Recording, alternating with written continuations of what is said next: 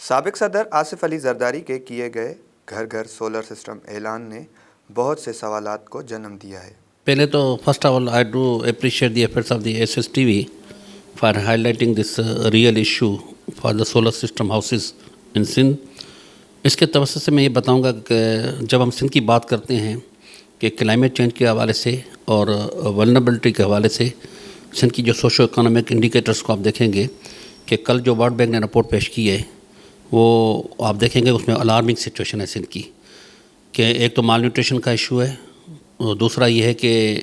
Education کا issue ہے، تیسرا فلڈ اور کووڈ نے جو ڈیواسٹیٹ کیا ہے ہیومن کیپٹل کو، اور ہیومن کیپٹل پہ انویسٹمنٹ ہو ہی نہیں رہی، اور لائیولیہوڈ جو سپورٹ ہے، جو ایگریکلچر اور لائیو اسٹاک سیکٹر ہے وہ بری طرح متاثر ہوا ہے۔ تو آپ کو میں بتاؤں کہ جو سولر سسٹم کی جو آپ بات کر رہے ہیں کہ 10,000 جو ہے وہ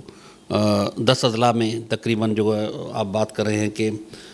10 اضلاع میں ہر اضلاع میں جو ہے 20,000 گھر بنائے جائیں گے،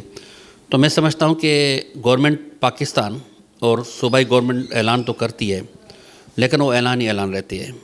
میں آپ کو ایک بات بتاؤں کہ جب فلڈ آیا تھا تو فلڈ یہ آیا تھا جون 17 سے شروع ہوا تھا، جولائی اور اگست 17 کو اتنا اس کی شدت بڑھ گئی تھی، جو ایوریج جو سندھ کا جو تھا وہ 7.5 ملی میٹر تھا، اور ایک اضلاع جو نوشہر فیروز تھا اس میں 17 ملی میٹر سے بھی زیادہ بارش پڑی، تو یہ سارا سندھ ڈوبا ہوا تھا۔ پھر اپیلیں کی گورنمنٹ نے، اور نتیجہ یہ ہوا کہ ورلڈ بینک نے کہا کہ بھئی ہم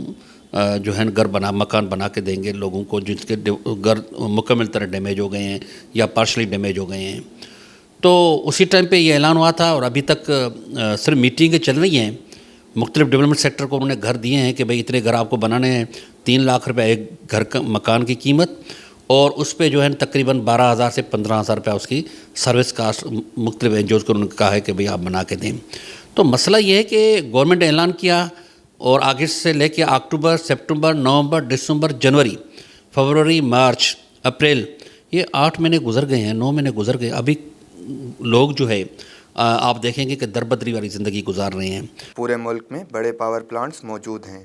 جو اربوں روپے کی لاگت سے تیار کیے گئے ہیں، جن کو فنی خرابی کی وجہ سے ناکارہ قرار دے کر غیر فعال رکھا گیا ہے۔ وہ پاور پلانٹس جن کی پیداوار 4,000 میگا واٹ سے زائد ہے۔ دوسری جانب ہمارے ملک میں موجود کوئلہ، تیل، گیس اور پانی جیسے وسائل بھی موجود ہیں جن کی مدد سے ہمارے ملک میں بجلی کی پیداوار کو مزید بڑھایا جا سکتا ہے۔ لیکن ایسی صورتحال میں آصف علی زرداری کے سولر سسٹم اعلان نے پورے معاشرے میں بڑے سوال کھڑے کر دیے ہیں۔ بھائی 15 سال میں تو ہمارے کو کچھ بھی نہیں ملا ہے، وہ بھی سولر سسٹم کیا ملے گا؟ کچھ ہی نہیں ملے گا۔ نہیں، اسے ہمارے کو تو نہیں ملیں گے، یہ تو